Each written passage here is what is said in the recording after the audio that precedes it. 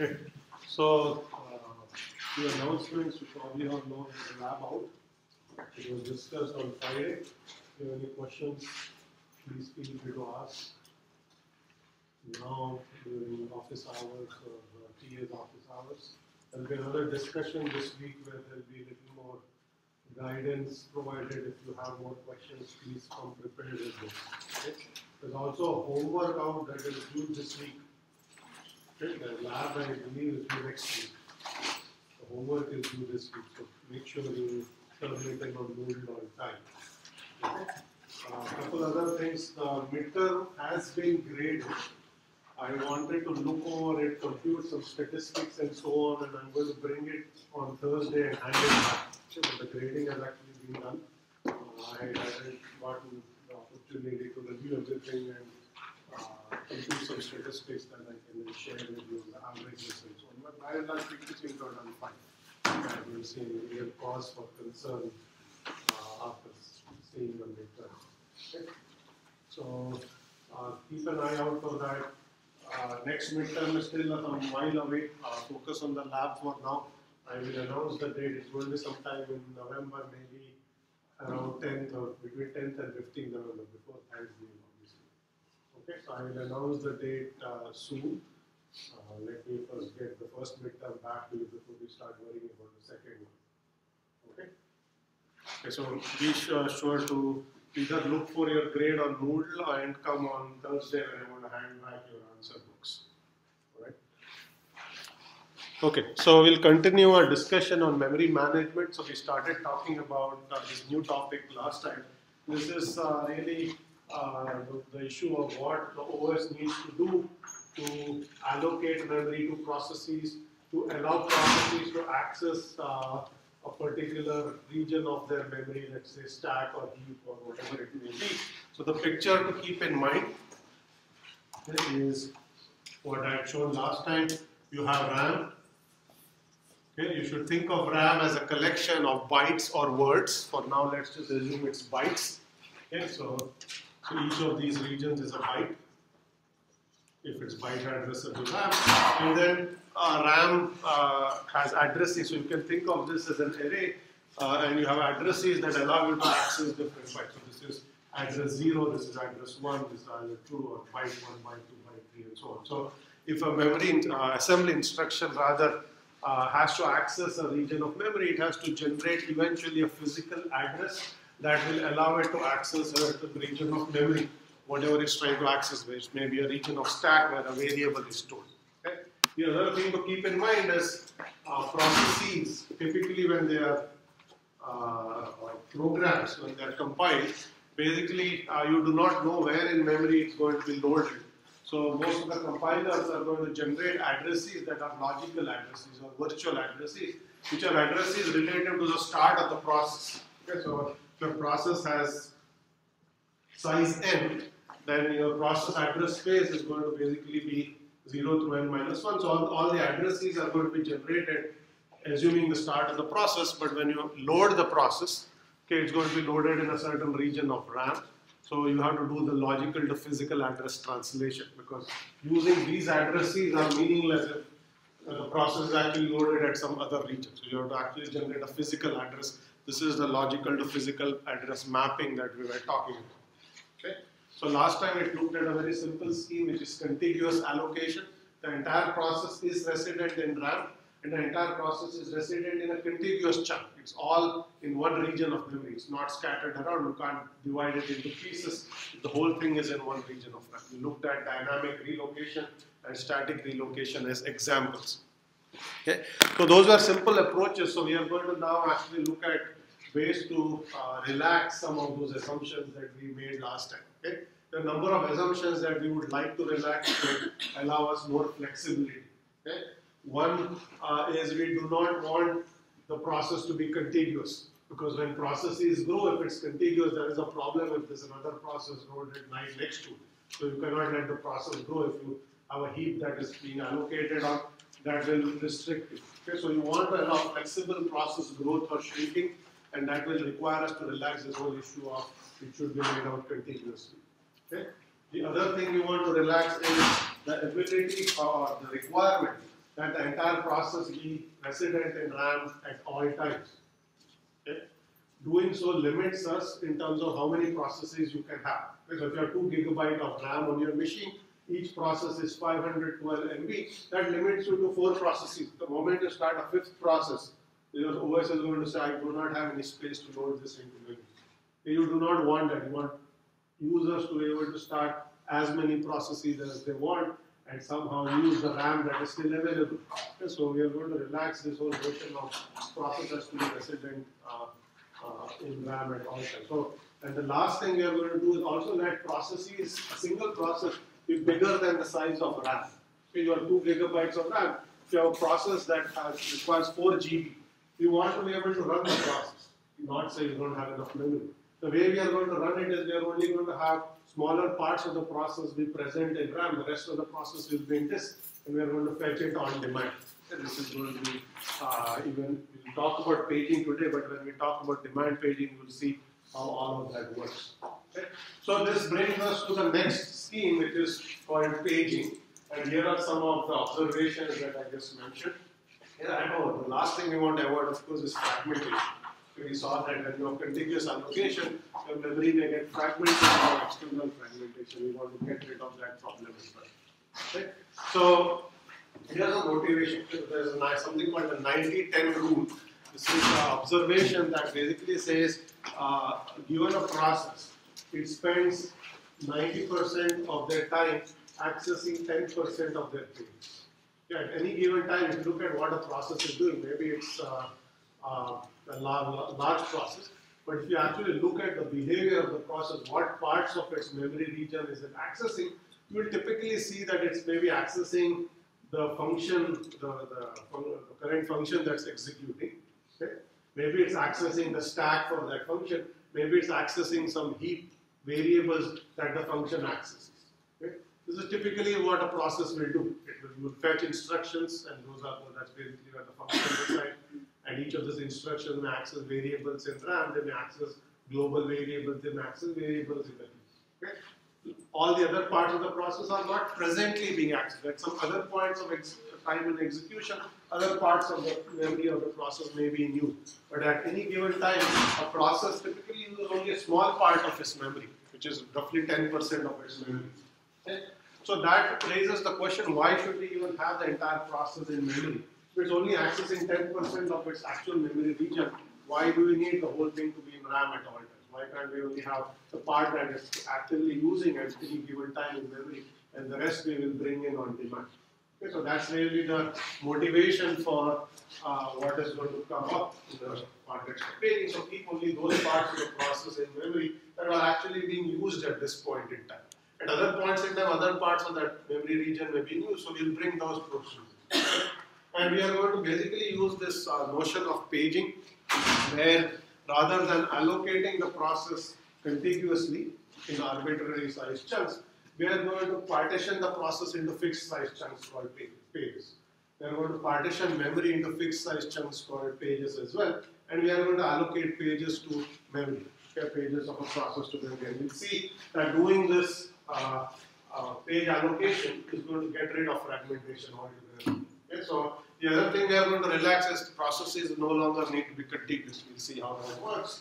And then we'll see that external fragmentation is gone, but we still have a little bit of internal fragmentation. And we'll see how all of this is achieved. Okay, so this is the example picture of how paging works.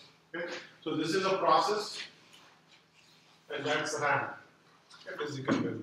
You'll see what we have now done. We've taken RAM and we've partitioned it into a fixed sized allocation unit. That's the unit of allocation. You can always allocate a page or some number of pages. Okay?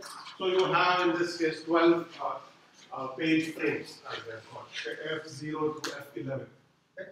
Fixed size pages or frames. In this case, each is 200 bytes or words in size. Okay? And this is your process. Okay? Again, you have partitioned it into fixed size chunks. That's the entire process. You say, you basically take it and chop it up into smaller chunks of fixed sizes, and you have 6 pages. Okay? Now, all you need to do in order to lay this process out in memory is find 6 unused frames in RAM and just allocate your pages to those locations. And that's what the arrows are showing you. You will see what has happened is A0 has been loaded into frame F2, A1 has been loaded into frame F6, A3 has been loaded into frame F11, and so on. So that's basically, so you found 6 empty frames in RAM, and you just put the process into those frames. Okay? You will see that the process is no longer contiguous in memory. It's scattered in memory. Okay? In particular, the pages that we are using are these ones, the ones that basically, and they are not contiguous anymore. Okay? In contiguous allocation, the entire process was in one location. Now the process is split into multiple locations. Okay? Is that clear? Yes? Okay. So that's basically the problem of mapping. Now the question is, what does the OS need to do in order for the process to figure out, do the logical to physical address translation? Okay, in the dynamic relocation scenario, you only needed the base address, you needed the starting address, and you simply took the base address and you summed up the logical address that gave you physical address. Now the problem is a lot more complicated. Okay, so if the process in particular says, I want to access the 100 byte of my memory, which is somewhere down here. Okay, so basically you are still going to generate logical addresses that are related to the start of your address space. And now you have to somehow figure out that this A1 is actually here in F9. Or rather not in F9. A1 is in F6. Okay? So any address within A1 has to get translated to frame 6 and some offset within that frame.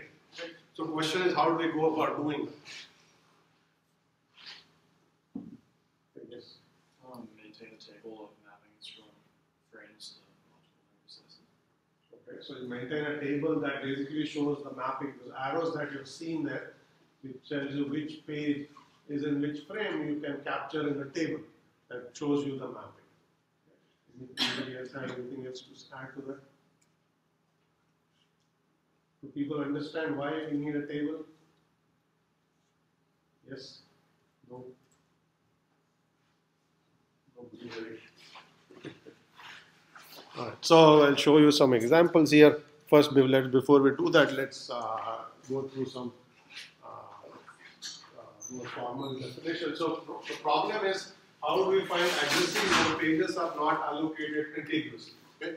In the old scenario where the entire process was laid out contiguous, you only needed to know the start address, physical address where the process started, and then you could simply find out what, if you say what was the 10th byte of the process, you say it's the 10th byte related to the start, so you just take the start address at 10, you get the physical address. Here, it's more complicated because the process is scattered all over the screen. So what we will need to do is we'll make the following assumption. Still assume that processes generate logical addresses, and the logical address is generated assuming the process is contiguous, it's from 0 to the size of the process, and the OS is going to lay out the process wherever it wants. Okay, by allocating pages to frames, they are no longer contiguous. And we will have a data structure called a page table that keeps track of the mapping, exactly what was mentioned here. So there will be a table that's going to say, that's going to basically capture this mapping. So the table will say A0 is in F6, A1 is in, A0 is in F2, A1 is in F6, A2 is in F11. So you'll have a table that provides that mapping. Okay? And then we still need to figure out how to do the translation. We haven't talked about that. But at the very least, you need to understand that in order to keep track of the process, you now need an additional data structure called a page table, which keeps track of where the process is laid out in memory. Okay? Now, here is how we are going to take a virtual address and map it to a physical address. Okay? So we will assume, for now, just assume that the virtual address has two components. Okay? It has a page number within the process and it has an offset within the page. Okay? So you will say access page 7 byte 20 within that page. Okay? We will have an address of this form. Okay? You want to translate that to a physical address. Okay, so how do we do that? The question clear? Okay, so basically we will assume that addresses are generated as a page number and an offset within the page, because the process is laid out.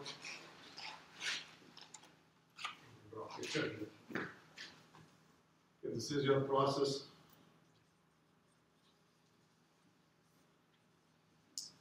This is page 0, page 1.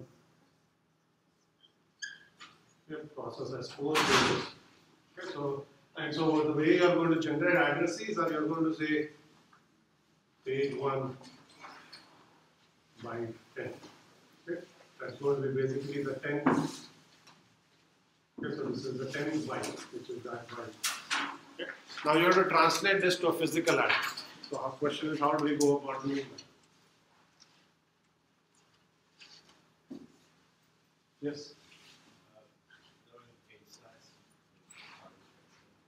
Can you speak up? I can't hear you. Yeah. You can probably translate it by multiplying the page number by page size. Okay. You will multiply the page number by page size. And then add the offset.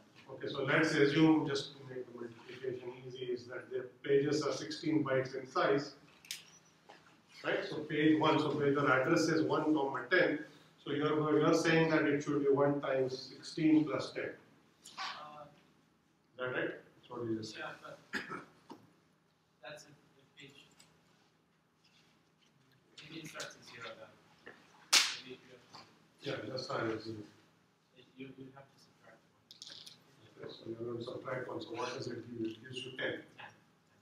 Right? So is that a physical address? That's really my question. So we need to get the physical address.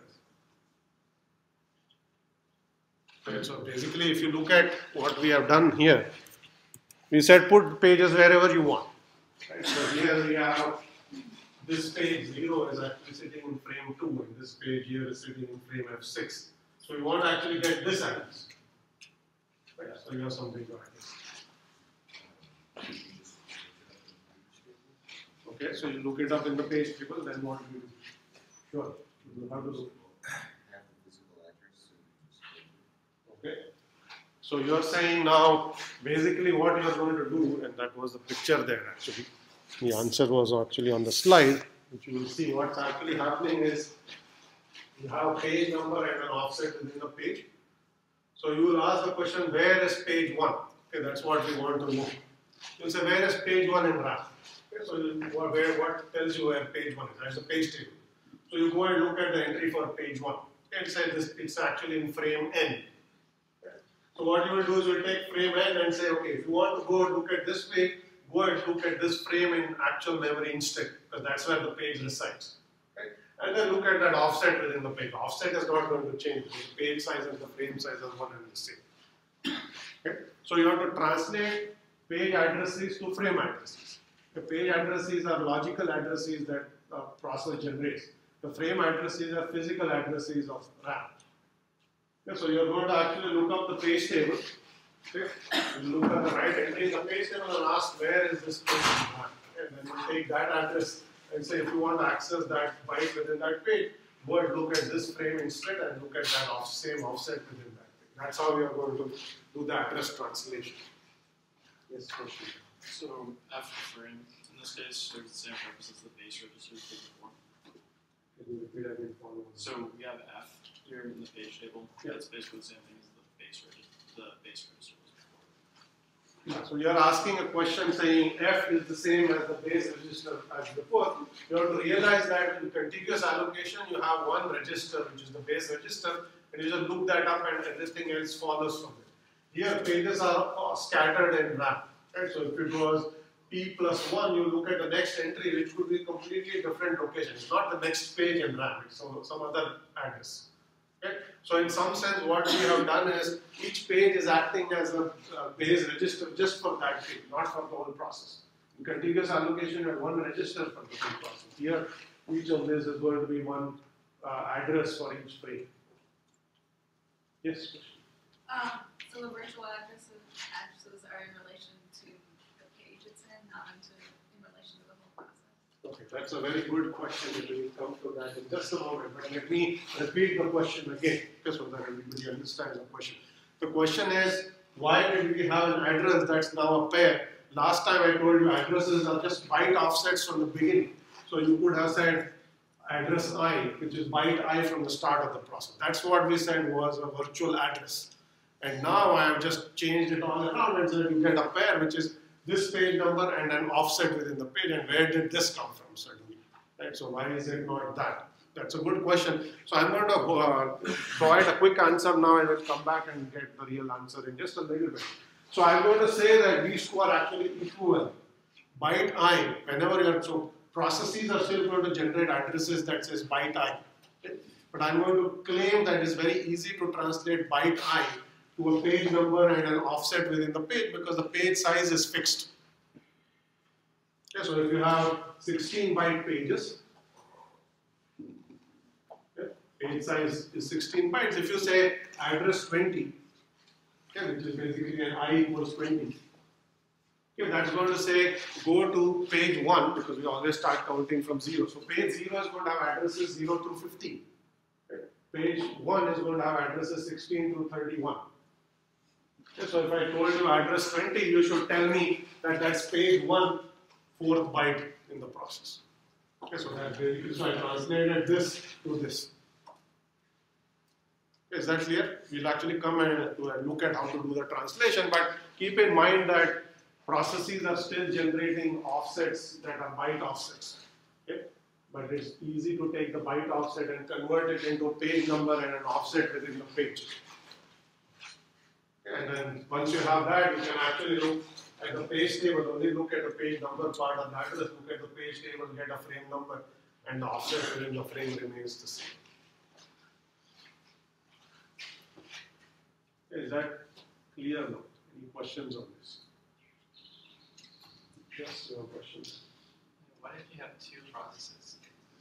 Okay, You well, have two page bonds. okay, good point. Right, so you have two processes, both of them have page 1. So what does this do? Let me erase this and draw some pictures.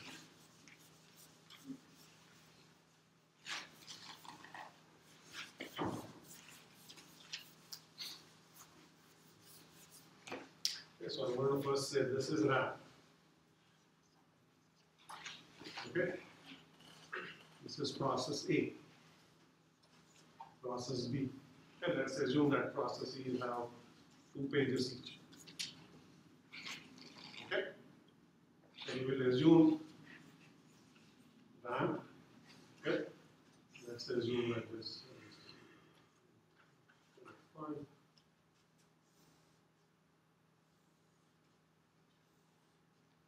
That's how they're laid out. Okay, so you have 2 processes. Each process, your pages are allocated to frames, and these are 2 independent processes, so they have their own pages. Okay? So this process can say page 1 offset 2. This process can also say page 1 offset 2. Okay? The logical addresses they're generating is the same. But when you do the logical to physical address translation, you will see that they map to different frames because this page 1 is actually frame 3. So when you do this, it's going to access frame 3 offset 2. When you do this, it's going to basically look here and say that actually maps to page frame 5 offset 2. So they will give you different actual addresses. So you have one page table for each process. Yes, you will have to have one page table for every process in your system. Page table is a process just as base and limit registers. You have to maintain them for each process. There's only one piece of hardware, but each process will have its own values you will put in. Same is true here. Okay, each process will have its own page table that calculates mapping to its memory. Okay, any other questions here?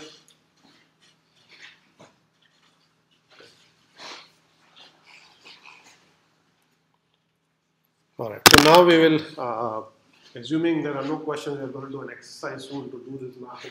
Okay, but before we do that, let's look at how all of this is going to work in terms of hardware support. Okay, so you can think of paging as a form of dynamic relocation where each page is equivalent to what we had in the dynamic relocation as a base register. Okay, so each of the entry in the page table, in other words, is the base register for that frame. Okay, so in the contiguous allocation, you had one base register for the entire process. Here, each page table entry is acting as a base register for that page of that frame. Okay, that's one way to think about it. Okay, so think of the page table as a set of base registers, one for each frame. This whole mapping is going to be completely invisible to the process. Process is still going to generate address I, logical address I. The hardware will do translation automatically for you. You don't have to worry about it from a programming standpoint. Okay, so it's completely happening transparently. You don't have to worry about it in terms of how the translation happens. Okay. The last part is the protection aspects are still going to be the same. Okay, you are going to basically always look inside your page table and you only have access to your own memory. So you can't actually go and access some other processes memory. Because every time you generate an address, look in your page table and that basically leads you to your page frames. You can't go and address somebody else's page directly. Because there is no way to directly generate physical addresses in this case. Okay? So we'll now look at a little more details here. So this whole notion of how do you compute the page number and an offset within the page is an important one because it has some implications on efficiency. So I'm going to show you two ways to do it. Okay, one is basically going to be more of an arithmetic way, and the other one is going to look at bits within an address and just compute the page number. So anytime your address, let's say the page size is, okay, page size is P. Okay, so your pages of fixed size P, let's say the 16 bytes, 32 bytes, some number, okay, some fixed value. Okay. So if you get address I,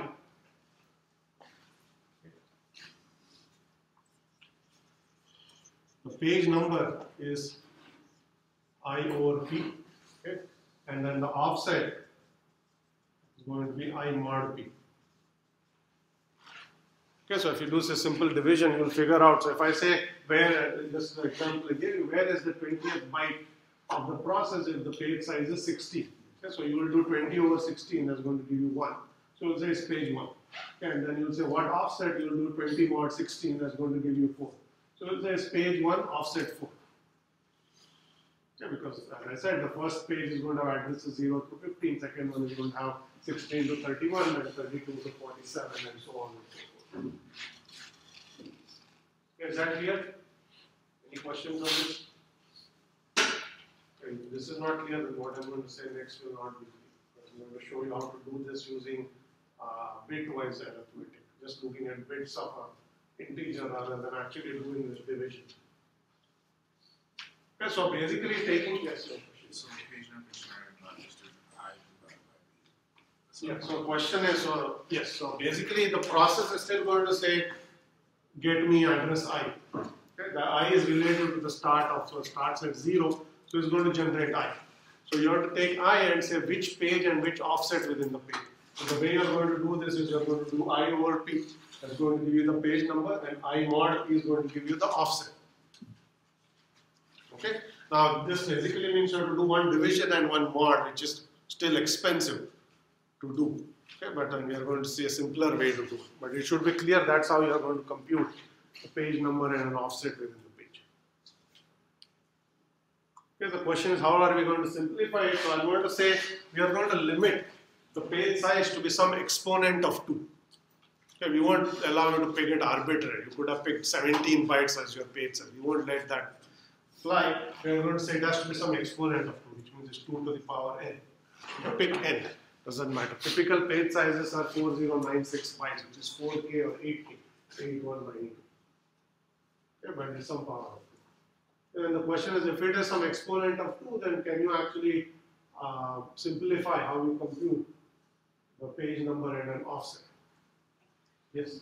Yes, something to say. I guess the page number would be the highest order bit, and the offset would be everything except that. Okay. So basically, you're absolutely right, but I won't explain that again. So if you have something as 2 to the power n, this basically is going to become this. Okay. Now, if you figure out how this actually works, you will see that taking I and dividing it by 2 to the power n is same as looking at the highest, most significant bits of the integer I. You take the binary representation of I, the highest order bits are going to give you the page number, and the lowest order bits are going to give you the offset. That's exactly what is shown here. So we are not actually going to do a division or mod. We are simply going to take the binary representation of I, take the highest order bits, okay? That's going to give us the page number. Take the lowest order bits, that's going to give us the offset. Okay, so we are simply going to look at the integer binary representation. That's how I is already represented in RAM, is binary. Okay, and we are just going to look at the bits, and that's going to give us the page number and an offset. Okay? And just to convince you that this actually works, we are going to work through some simple example. Okay, so I'm going to give you. Okay, so let's again take our example of address 20. Okay. P is 16. That's page size 16 bytes, 2 to the power 4. We want to take address I equals 20 and translate it. Okay. So we know that what we are actually going to get is page 1 offset 4. Okay, because if you divide 20 by 16 and 20 mod 16, that's what we are going to get. Let's do this in binary. Okay. So what's the binary representation of 20?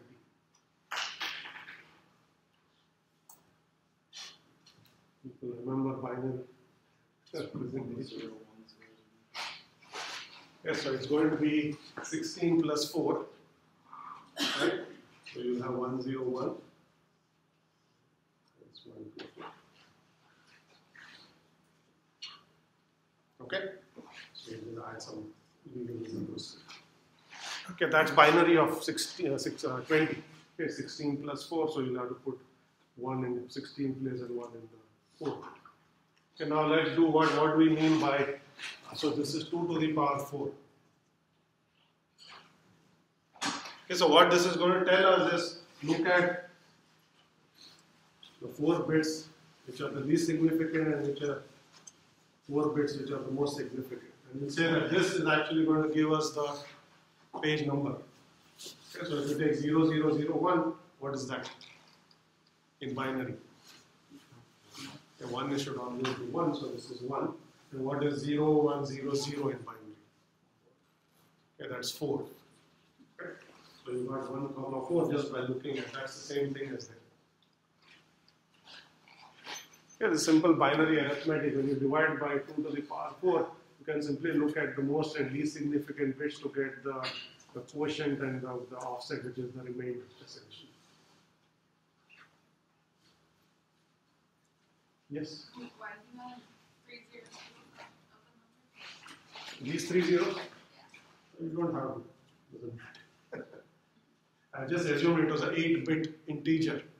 Integer was an 8-bit representation, so all of those are 0. So that doesn't matter. I mean, this is 10100 is still 20. Yeah, I just added that just to make it an 8-bit integer. Okay, if this is an 8-bit machine, you would have an 8-bit.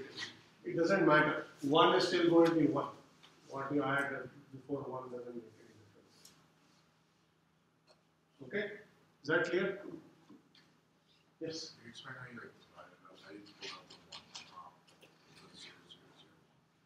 Okay, so are you asking how did you get this? Yeah.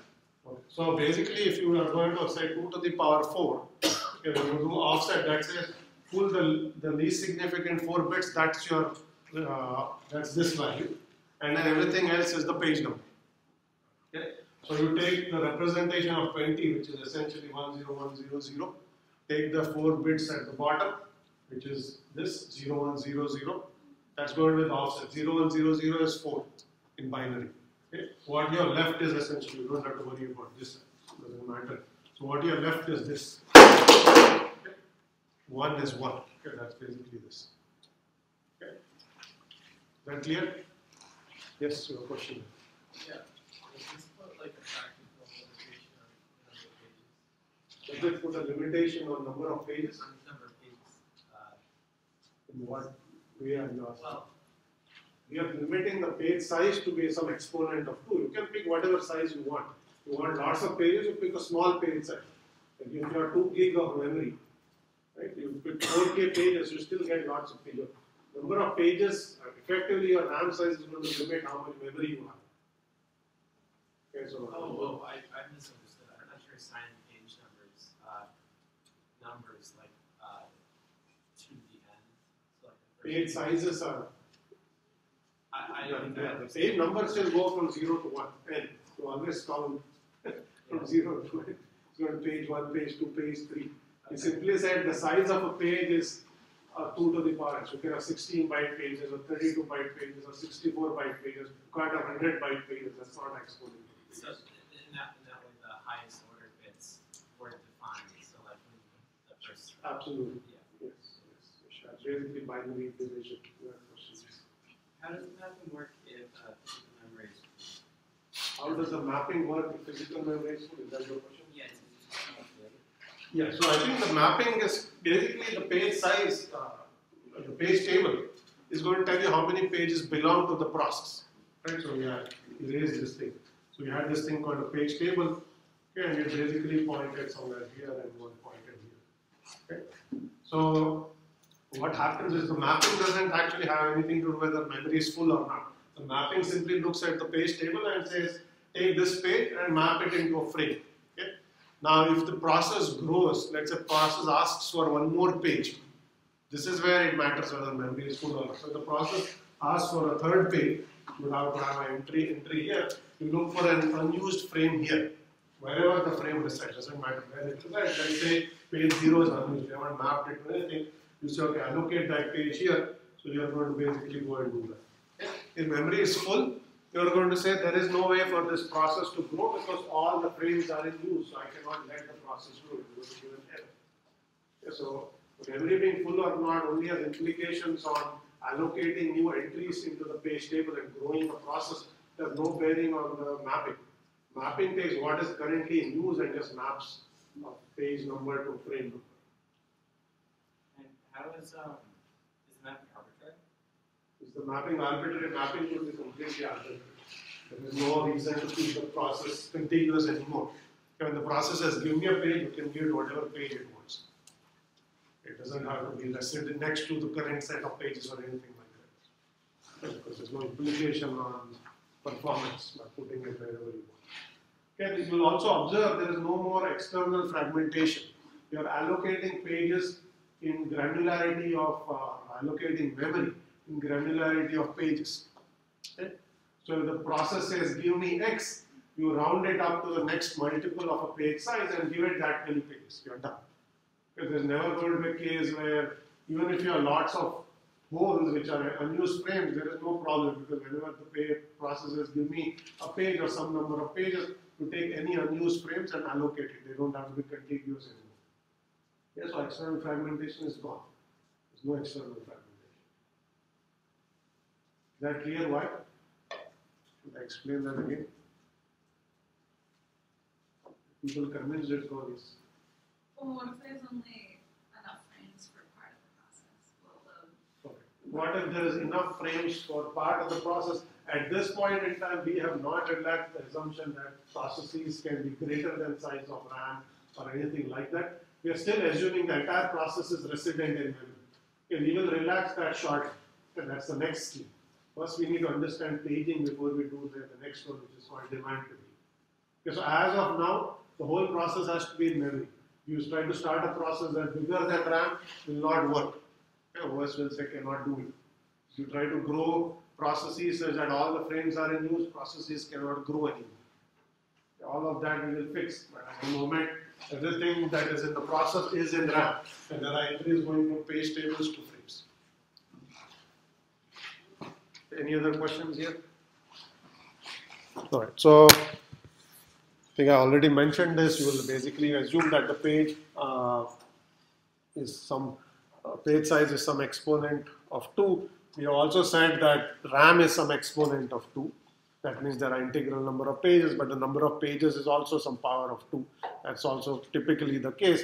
So what you will do is you will have a memory size of 2 to the m bytes, page size of 2 to the n bytes. So you will basically have addresses that are m bits in size, and then the top m minus n bits gives you the page number, the lower n bits gives you the offset. And we'll do some other examples that do exactly that kind of translation. Okay, here is one. Okay, so here is our first example. We are going to work through this and do some translation shortly. Okay, so here is a process that has 4 pages. Okay, A0 to A3. Okay, here's memory. Memory has 16 pages. F0, 16 frames. F0 to F15. Okay, you'll see how the process has been laid out. A0 has been put in frame F2. A1 is in F6. A3 is in F9. A2 is F11. Okay, the process is scattered, no longer continuous. This is what the page table looks like. Okay. Saying page 0 is in frame 2, which is exactly that. Page 3 is in frame 9, which is here. Okay, so this is what you have. Okay. Furthermore, we will assume that memory is 256 bytes. Page size is 16 bytes. Okay. Each of these entries, 16 bytes. The whole thing goes from 0 to 256. Okay, so addresses, physical addresses can go from 0 to 255. Yes, question. 0 to 255. Yes. It's longest count from 0. Yeah, 255. 256 bytes means you go from 0 to 255. Okay, 16 bytes essentially is offsets go from 0 to 15. Okay. Is that clear what the scenario is? We are going to do a translation shortly. Any questions on this picture? Okay, so now with that picture in mind, you can now basically take any address that this process generates, which is address I, okay, and then translate it to a frame number and an offset eventually. Okay, so first let's ask these questions. So how big is the page table?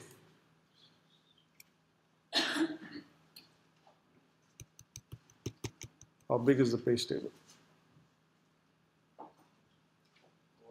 4 entries, right? It shows 4 entries. It's not a complicated question. Okay. How big can the page table be for the maximum size process? That's a different question. That's not shown in the picture. What's the largest page table you can accommodate in this memory system?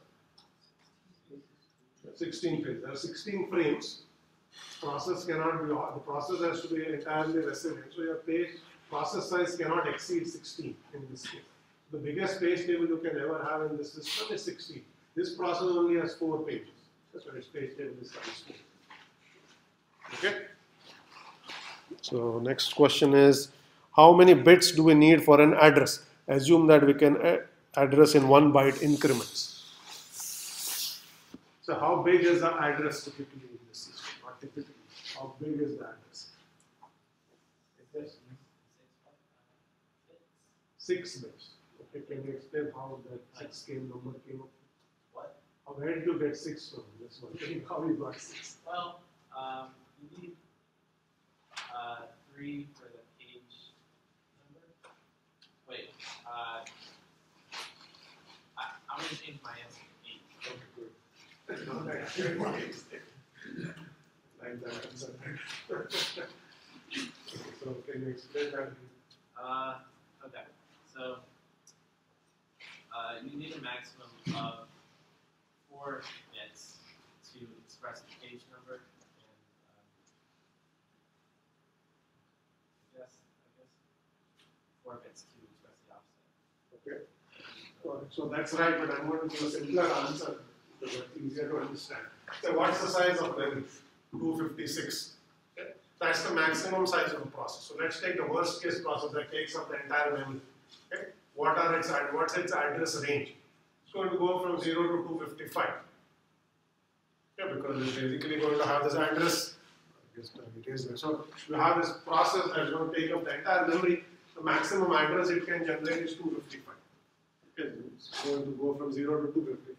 So then you ask, how many bits do you need to generate an address that can be as high as 255?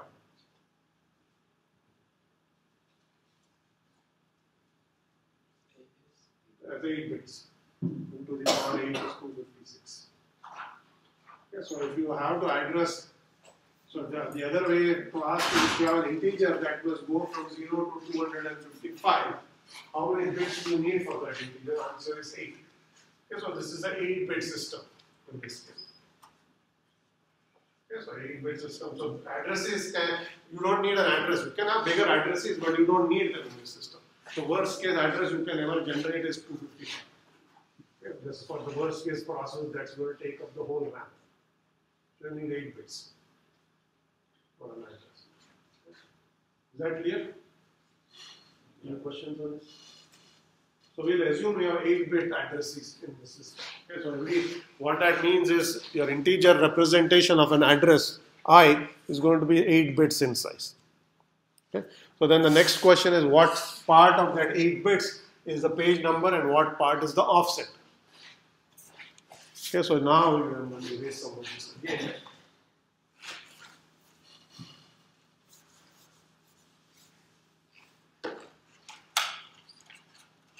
Okay, so you have an 8-bit integer, that's your address I, and we are going to pull out the page number and an offset from the binary representation. The question is which bit should we look at to find the page number and which bit should we look at to find the offset. Okay? So the offset is going to be also 4 bits. Okay? So as you can see, page size is 16. Okay? So the offset within a page can go from 0 to 15. So each of these pages is 16 bytes in size. So your offsets go from 0 to 16. You need 4 bits to represent the offset. The largest offset is 15. You need 4 bits to address 0 to 15. Okay, so basically what we are going to say is take your 8 bits. Okay. Chop it up into 2. Look at the lower 4 bits. Okay, that's your offset. Okay. Look at the higher order 4 bits, the most significant 4 bits. That's our page number.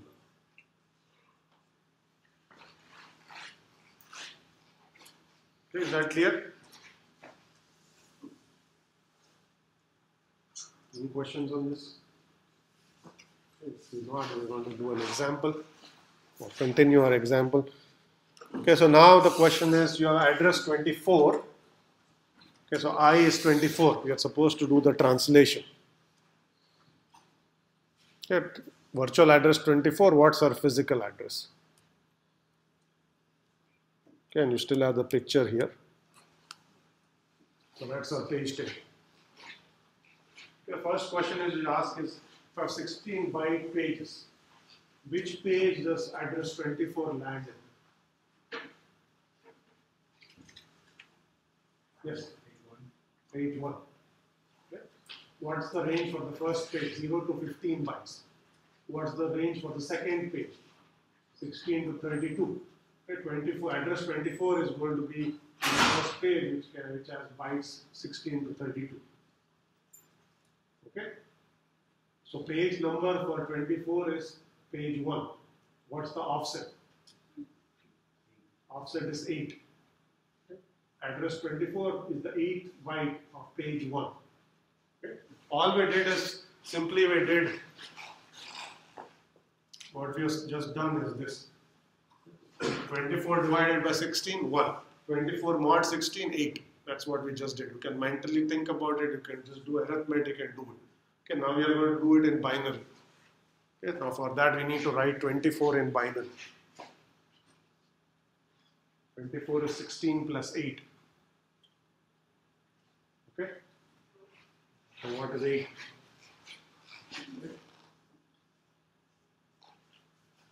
That's 8. And what is 16? Yeah, that's 16. Yeah, this is 24. And you're going to add some leading zeros which don't do anything to the integer. You just fill out the 8 bits of the address. Is it clear? That's yes?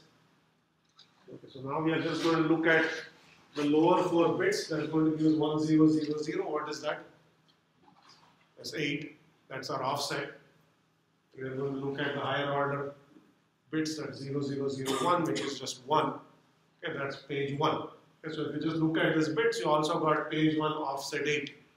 Okay, if you do this, you also got page 1 offset 8. They should obviously give the same answer. Okay, so all that is saying is the 24th byte is in page 1 and then offset 8. Okay, but we are not done yet. That's just the logical address. We don't know the physical address. And so how do we find the physical address?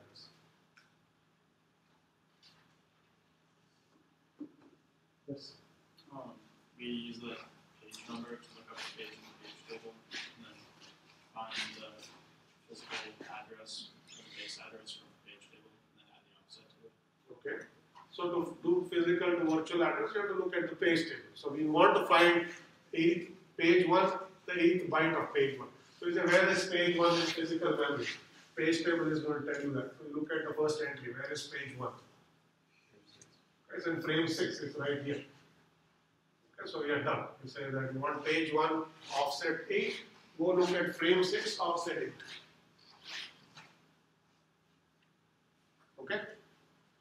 Now you can take frame 6, offset 8 and reconvert that to an integer. That should be clear how to do that. Okay, because that's the 6th frame. Okay? You're going to write 6 here and you're going to write 8 here. That's going to actually give an integer that will be the actual address. Okay, that's 6 times 16 plus 8. Okay, but that's, we don't need to do that. It's okay to just say it's frame 6 and the 8th byte in frame 6.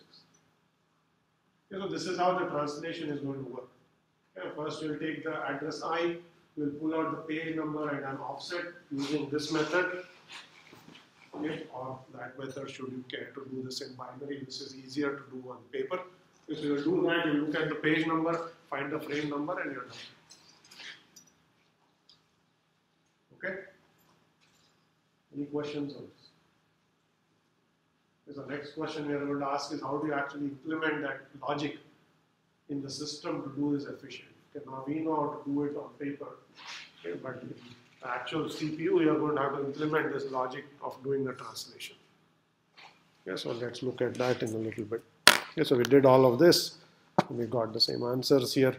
Okay, there's one more example. I can do that quickly. Okay. So this example is slightly different in that it's saying rather than addressing memory as 1 byte increments, you're going to address memory as 4 byte increments. Okay, so let's first explain that. We will explain what that even means.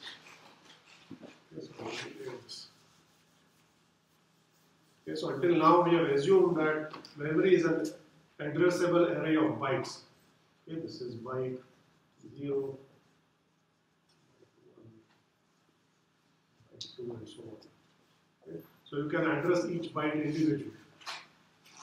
Yes, but typically you can address memory in terms of words. So let's say word is not 1 byte, it's 4 bytes. Then what you have to do, same RAM is going to be like this.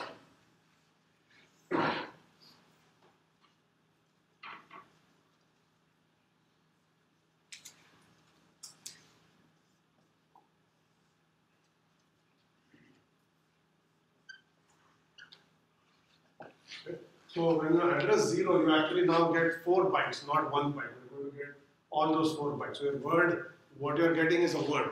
Okay, and word is actually now 4 bytes. So this is a 32-bit RAM.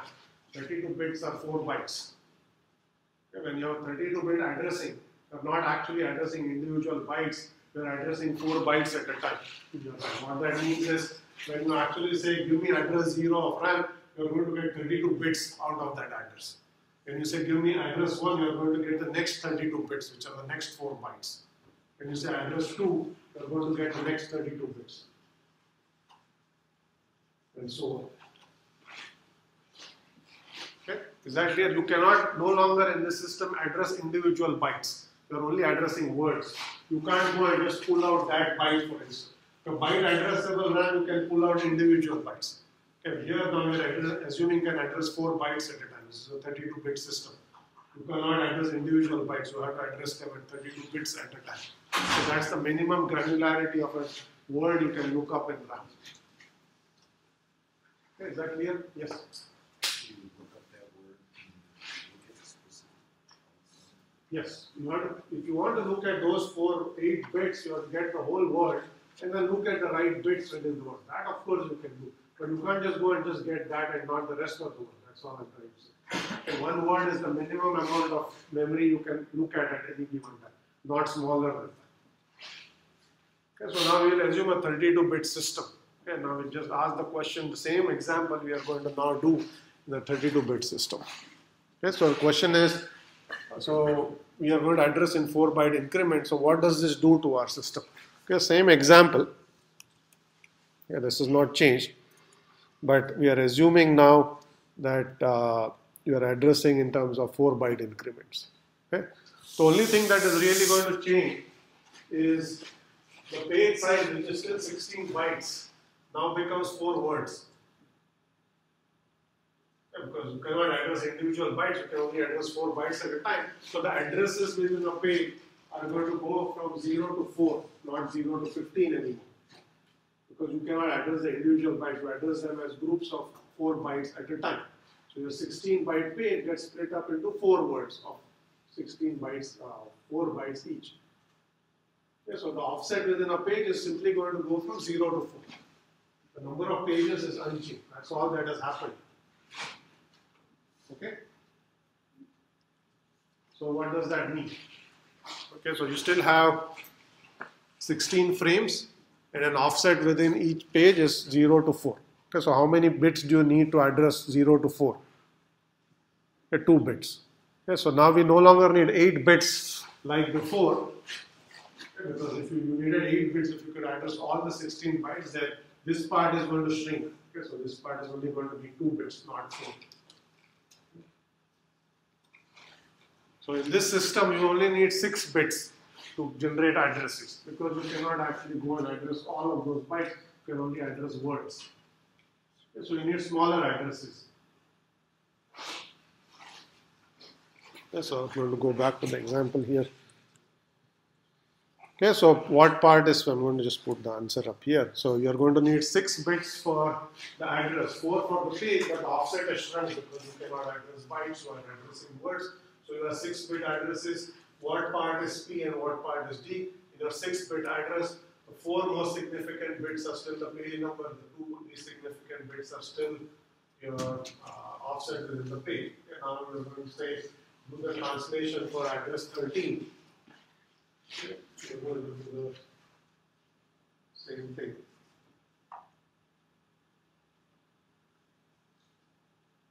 Okay, so we're going to divide by 4. Yeah, address 13 is basically, the page size has become 4 words, not 16 bytes anymore. And that's 2 to the power 2. So you divide by 4, you're going to get 3, 1. Okay? 13 divided by 4 is 3, 13 mod 4 is 1. Okay? You always take the page size, which now has become 4 words. It's 2 to the power 2. Okay, so you just do the same arithmetic, you're going to get 13 is going to be 3, 1. Okay, we're going to look at the page table, okay, and say where is page 3, you will say that's frame 9, okay, and you're going to do this translation. Here's 9, 1. Okay, is that clear? The only thing we did is we changed this to an actual system. This is our real 32-bit system. What I showed you, the first example is an 8-bit system. You can address individual bytes in that system. Yes? Is the virtual address 13th word or 13th byte? The 13th word. There's no bytes anymore. That's why it's different. When you're addressing words, you are basically, when 13 says, is a 13th word. Okay, so there are 12 times 8 bytes before 13. Okay, that's basically what I showed here. Okay, so if you have 13, it's going to be that word. Okay, any other questions here? Yes. So why is the address 6-bit now? Why is it 6 bits? The address is 6 bits because each page has only 4 words. Still 16 bytes, but there are 4 words. So to address, the addresses of the offset go from 0 to 3. So you only need 2 bits for that. 0, 0, 0, 1, 1, 0, 1, 1 allows you to address 0 to 3. Okay? Any other questions here? So it should be clear, you don't need 8-bit addresses in there. Right, so this question, what happens? So we're going to quickly look at some implementation issues. So that's it as far as examples are concerned. We look at implementation. First question is, how do you implement page tables in hardware? So where are you going to keep those entries we are looking at? So there are 2 or 3 examples that scenarios. One is you say put them in registers. Okay? That's great from a performance standpoint. Registers are really fast. They are the fastest pieces of memory we have at our disposal. So you put each page table entry in its own register, then your translation is going to be very fast. Okay? Because every time you do the translation, you have to look at the page table. Okay? So you take the page number, you look at the right register, you get the frame number, you are done. Okay? So the advantage of keeping the page tables in registers is the translation is going to be fast. Okay, what is the disadvantage? Yes. There's only a limited amount of registers, so you're wasting them by using Okay. page table. So you have limited number of registers in hardware. You have 16, 64 registers. A is going to limit the size of your page table. If you have 16 registers, you cannot add, you put all of them towards your page tables. Your page, first of all, your process size is going to be 16. Okay, that's very limiting. You can't, if you say I need a 17th page, you say out of registers. It doesn't work very well. Right? So you have limited number of registers, so you do not have enough registers to store large page tables. Because you will need 1 entry per page table, 1 register per page table. What do you mean by your process size would be 16? Okay, so if the entire page, so the question was, where do you store the page table, right? So let's go back to this picture. Okay, so that's your page table. It has 4 entries. Each entry gets its own register, right? So now if you have only 16 registers in hardware and page tables are stored in registers, you can have a page table of at most 16 registers. So your page process size cannot be more than 16 in this case.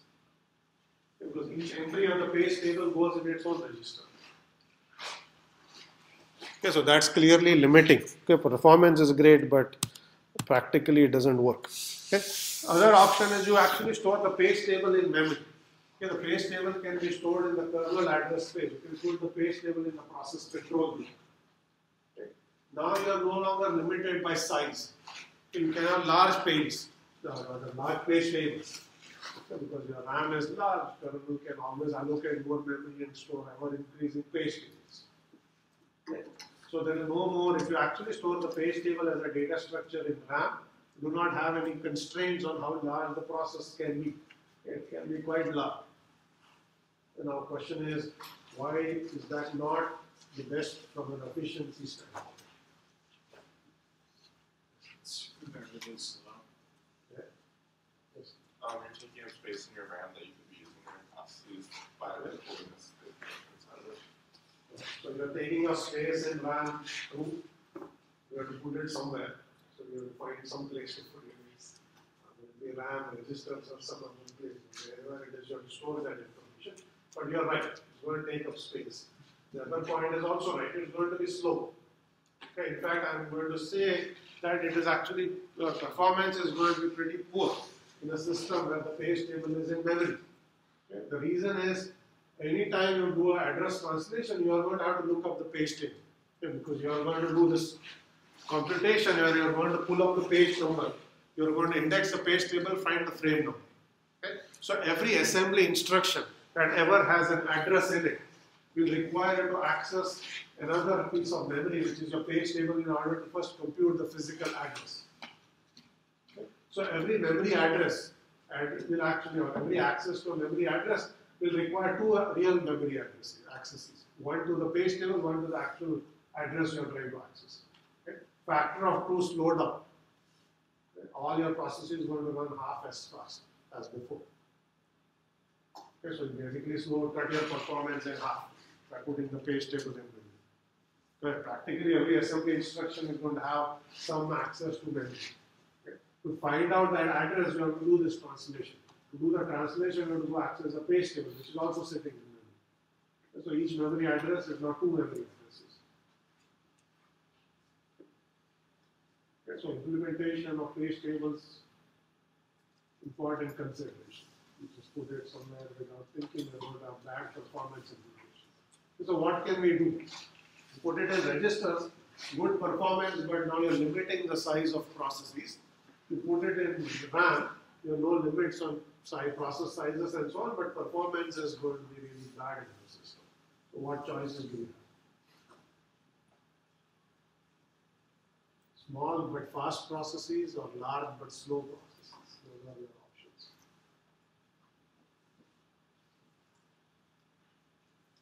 Any thoughts on this? Like a piece of hardware that offers the most frequently access pages. Okay. So you should say, I don't like either of those options. I'm going to find the third way. The third way is that we are going to put in some extra hardware to help us. Okay, and that hardware is actually called the TLB, Translation Look Aside Buffer. It is a cache for the page table. Okay? The TLB, I presume you must have heard of this term in 230, where we actually see what it's actually doing. TLB is a cache for the page table. Page table will say we'll put in RAM. So we can't limit the process size. That's too limited. We're going to put it in RAM. Okay? But then we say we put it in RAM, page table accesses are small. So what do? We take the most frequently accessed entries of the page table, put it in a cache, which is faster than accessing memory. That cache we are going to call it TLB. Okay? And this is where the 90-10 rule is going to help us. At the very beginning, I said the 90-10 rule applies where processes spend 90% of their time accessing at most 10% of their pages. Okay? That suggests to you that at any given point in time, a process is actually accessing a small region of its page memory, not all of them. Those are the only page table entries you need to keep in the cache. And so those are the pages are frequently accessing at this point in time.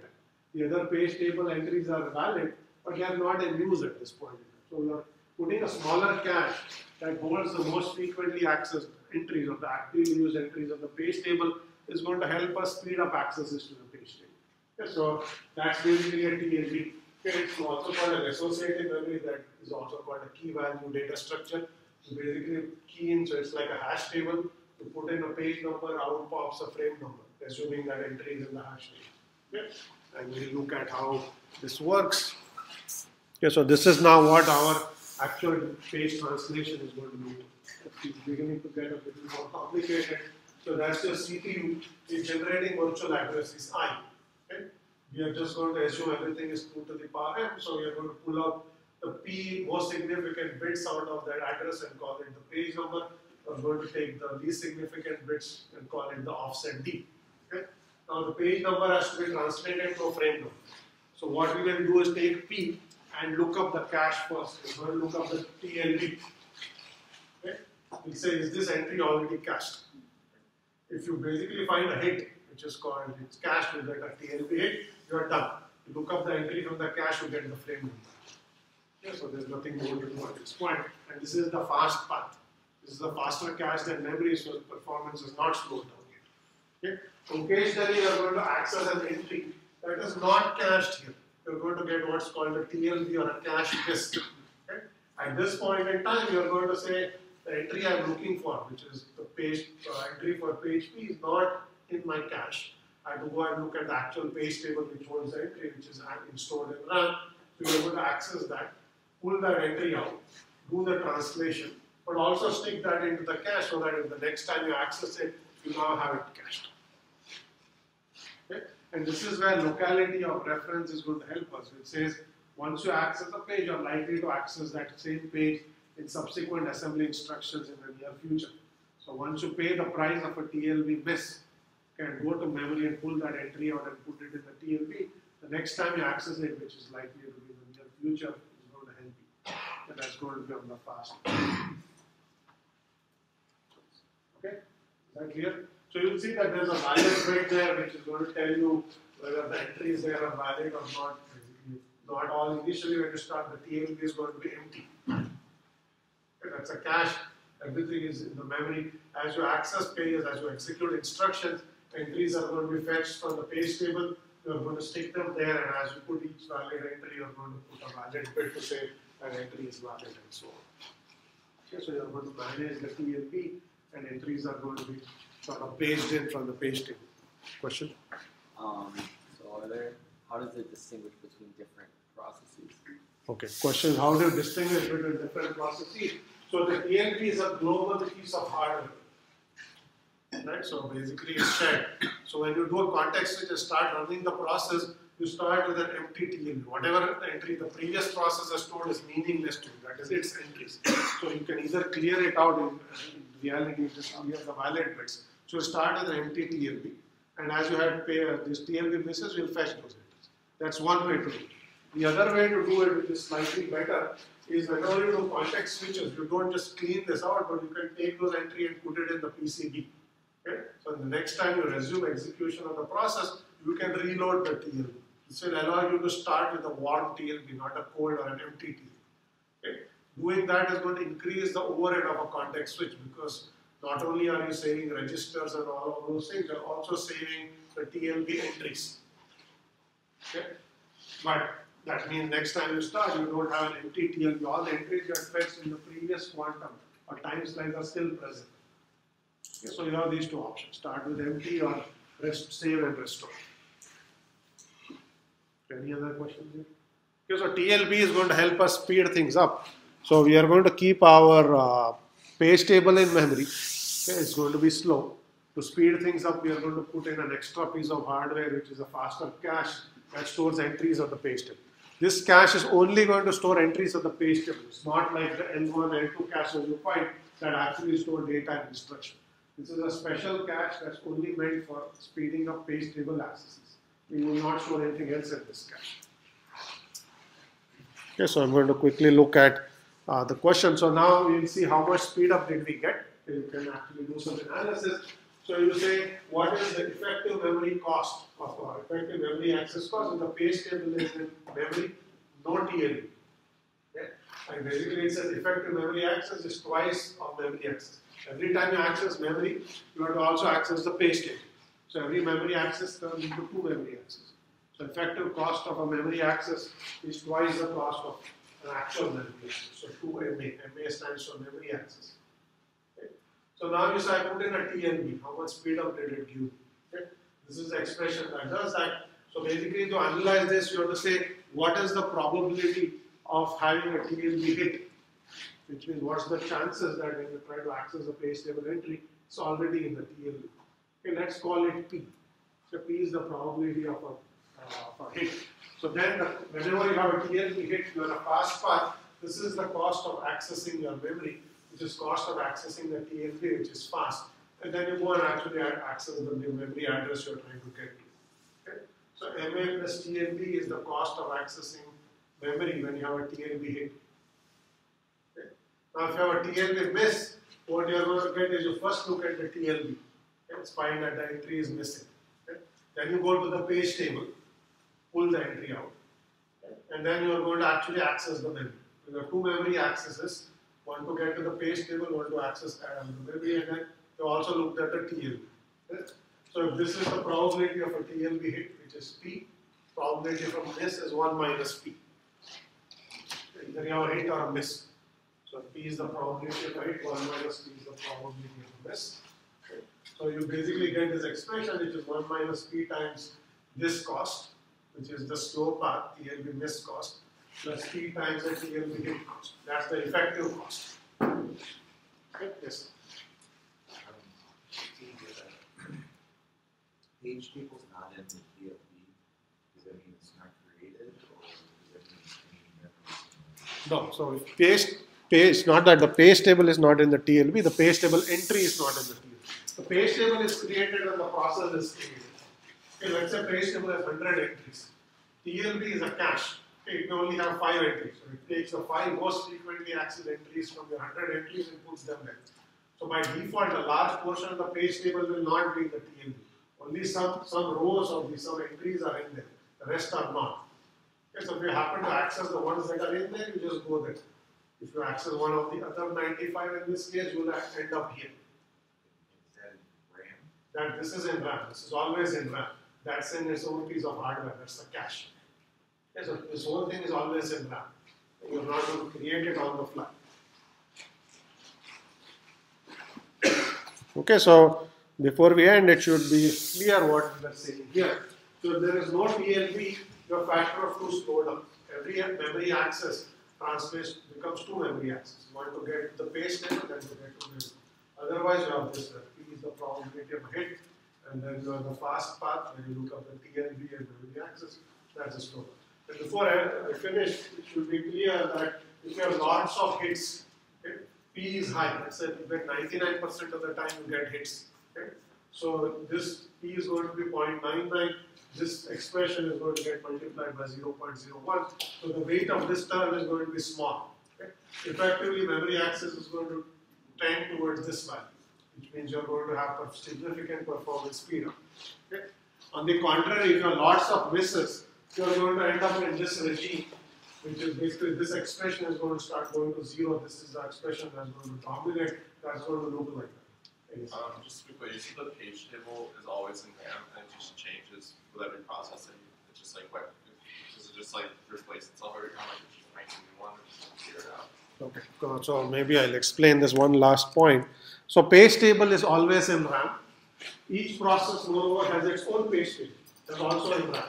There are 100 processes, there will be 100 different page tables, one for each process. Okay, so you are not creating page tables. So when you create a process, you create a page table for the process. So there's one of these for each process in the system. There's only one of TLB, there are not 100 TLB. This is a piece of hardware. This is simply an array you keep in memory. Okay? So when you start running some other process, you're going to simply look up its page table. This is not going to get access, some other page table is going to get access. Okay? So you don't allocate, deallocate at context switch time. You do that only when you create a process. Okay, so one page table per process. Page table is always in RAM, all of those page tables. So the n processes are n page tables. One TLB that's shared by all processes. Okay, that's the picture to keep it. Okay, so let's end it here. Out of time to continue on.